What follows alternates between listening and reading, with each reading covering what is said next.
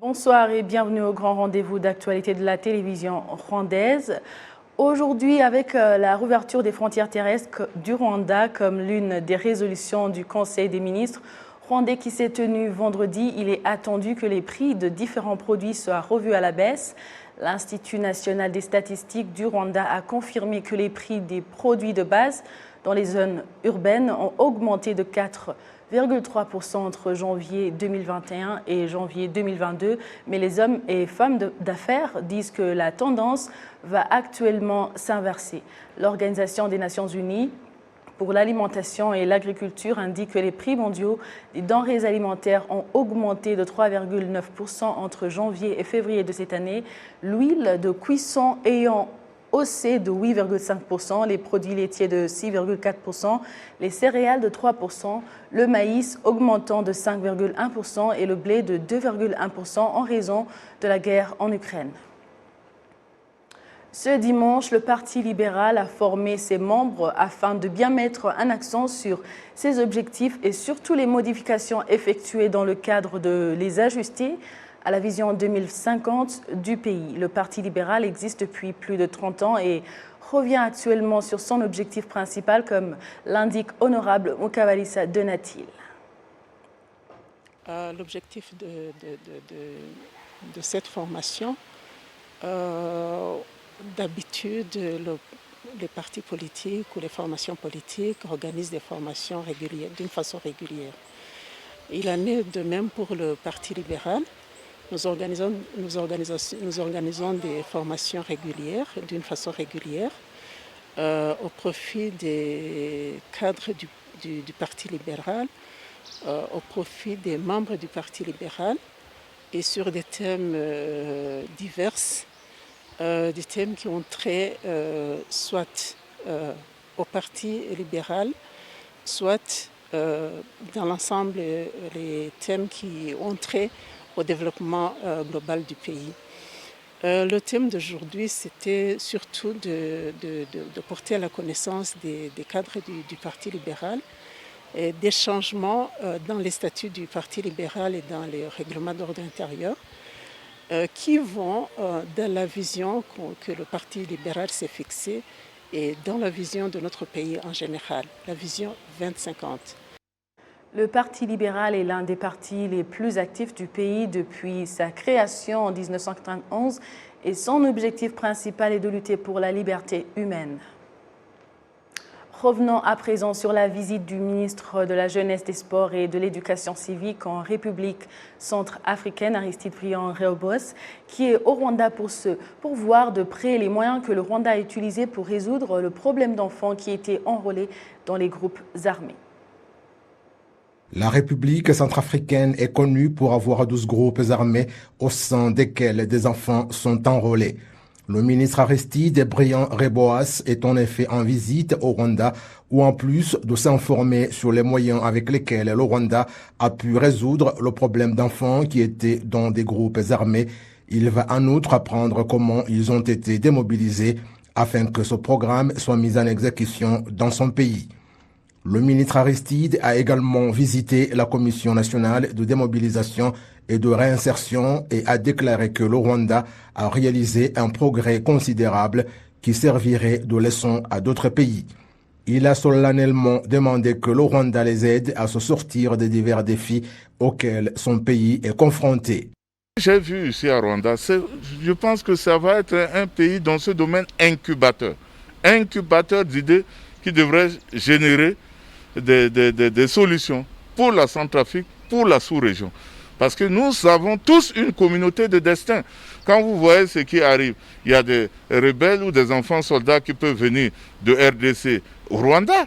Et ça peut être vice-versa. Donc chez nous, là-bas, il y avait la rébellion ougandaise de LRA qui a gagné des territoires en Centrafrique, au Congo, comment on appelle ça, au Sud-Soudan, etc.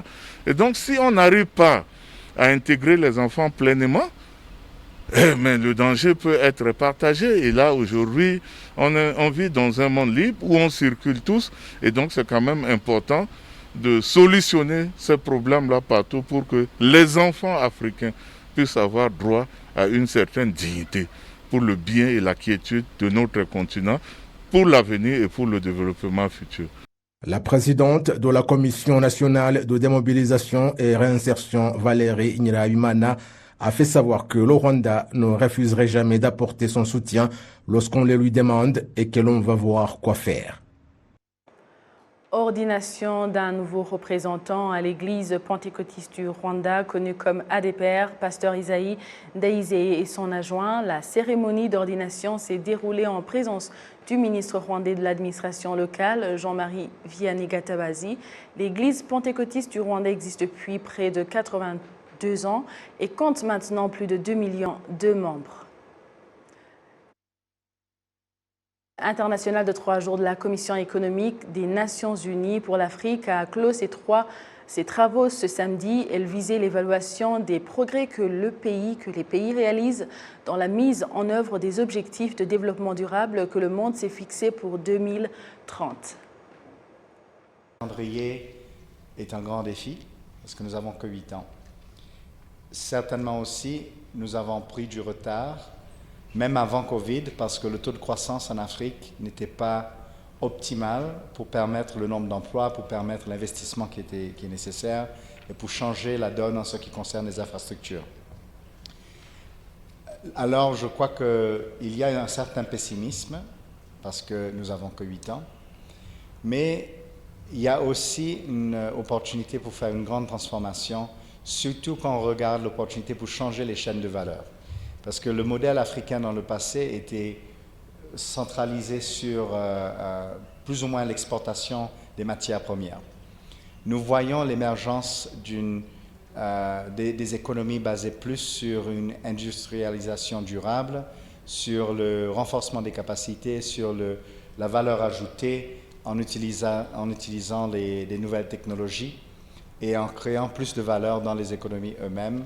Et certainement, je crois, une des stratégies de croissance verte vont accélérer ce processus. Alors, c'est difficile, mais pas impossible. L'archevêque de Kigali, le cardinal Antoine Kambanda, exhorte les couples à être complémentaires dans tout ce qu'ils entreprennent afin que le pays soit plus prospère et que pour eux, leurs descendants vivent en paix. Le cardinal Kambanda a fait cette indication à l'école Stella Matutina à Kigali. Il apprécie que l'ancienne mentalité selon laquelle la femme ne peut rien faire est en train de changer. Le point avec Kassim Youssouf.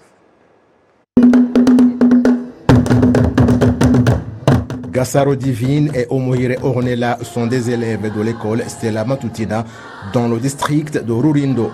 Ils affirment que les connaissances qu'elles acquièrent au quotidien et le progrès que réalisent les filles dans le pays les encouragent à être plus productives.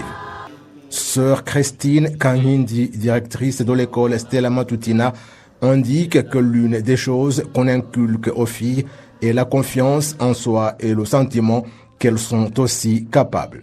Nous avons voulu éduquer une fille intégralement afin de s'adapter dans la société, dans n'importe quelle société. De s'aimer soi-même, d'aimer son prochain, d'aimer Dieu avant tout et d'aimer son pays. Et partout, et d'aimer n'importe qui qu'elle peut rencontrer. La parlementaire Christine Muhongaire a fait savoir qu'en tant que femme, ce mois-ci, elles réfléchissent davantage et regardent ce qu'elles n'ont pas pu faire pour que tout fonctionne de mieux en mieux pour elles. L'archevêque de Kigali, le cardinal Antoine Kambanda, admet que l'ancienne mentalité change au point où la femme est désormais valorisée dans le pays. L'éducation que nous donnons aux enfants considère aussi la vie spirituelle, parce que la personne humaine n'est pas seulement sa vie est aussi physique et spirituelle. Physique qu'il partage avec les autres créatures et les animaux, et spirituelle est un grand privilège que Dieu a donné à la personne humaine de partager dans sa vie divine, dans sa vie spirituelle. Durant l'éducation, nous préparons les jeunes aussi de se développer dans la vie spirituelle, ce qui fait que nous donnons une éducation intégrale à la personne humaine. Et ce mois de mars, c'est un mois pour penser aux femmes. Ce sont nos mères, nos sœurs, nos filles.